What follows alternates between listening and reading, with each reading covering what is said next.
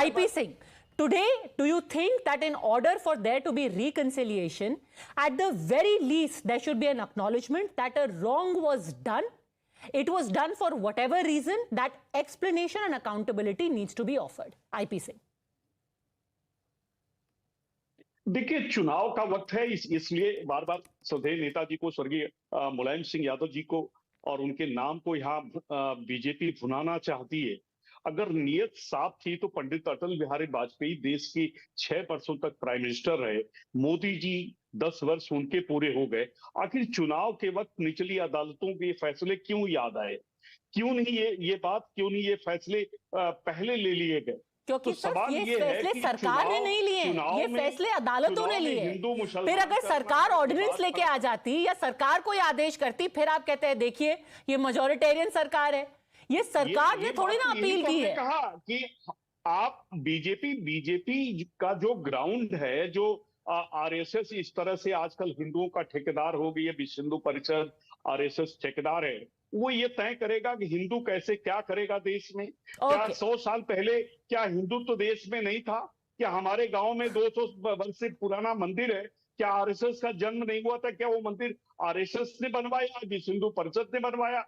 तो ये नेतागिरी जिस तरह से आरएसएस कर रहा है, जिस तरह से बीजेपी इसको गुमराह कर रही है, मैं तो यही कहूंगा कि चुनाव का वक्त है, इसलिए हिंदू मुसलमान बीजेपी करना चाहती, इसलिए निचली अदालतों के फैसले, इस तरह के विवादित फैसले आ रहे हैं। मैं तो यही कहूंगा कि माननीय सुप्रीम कोर्ट को इसका संज्ञान लेना चाहिए कि देश में किसी भी तरह का कोई विवाद न उत्पन्न हो, चाहे हिंदू हो चाहे मुसलमान हो। चलिए, अब वापस 31 साल बाद कोई पूजा करने जा रहा है तो उसको भी विवादित माना जा रहा है।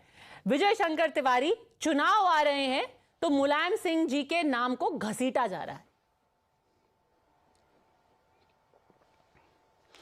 जी पद्मजा, एक बात देखिए कि अभी आईपी सिंह जी कह रहे थे कि वोट की राजनीति व्यक्ति को, समाज, किसी पार्टी को कितना नीचे गिरा सकती है, ये आपने देखा है कि न्यायालय को भी आईपी सिंह जी ने नहीं बख्शा। यानी ये कह रहे हैं कि ये निर्णय अभी क्यों आ रहे हैं, चुनाव के समय कब आ रहे हैं? तो चुनाव तो हर तीसरे चौथे महीने हमारे देश में होते रहते हैं। जब भी कोई निर्णय आएगा तो आप चुनाव का सहारा ले लेंगे। आप सच्चाई को क्यों स्वीकार नहीं करते हैं? अभी एक बात आई कि ये हिंदू और मुस्लिम भाईचारे की बात आई, एक साथ रहने की बात आई। तो अगर साथ रह सकते होते तो पाकिस्तान क्यों बनता? और अगर साथ रहने की बात थी तो श्री राम जन्मभूमि के मुकदमे में ये क्यों नहीं कहा गया कि भाई ये राम तो हिंदुओं के आस्था के केंद्र हैं, उनको दे दीजिए? और ये जो मुकदमा चला है 31 साल, एक हिंदू समाज को अपने वहां पर आस्था के स्थान पर पूजा करने क्यों नहीं दिया गया? तो ये आंखों में पट्टी बांधने की बजाय सत्यता को स्वीकार करना चाहिए और ये स्वीकार करना चाहिए कि जो ये हिंदू आस्था के केंद्र हैं उन पर राजनीति न करे Samajwadi party.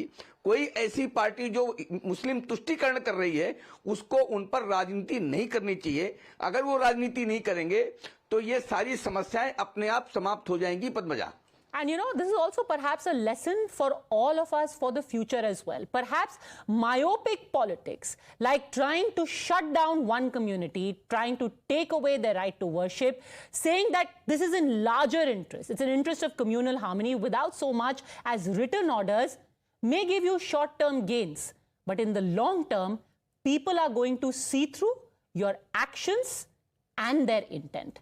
Ultimately, you will be answerable in the court of the people for everything that has been done in the present and in the past.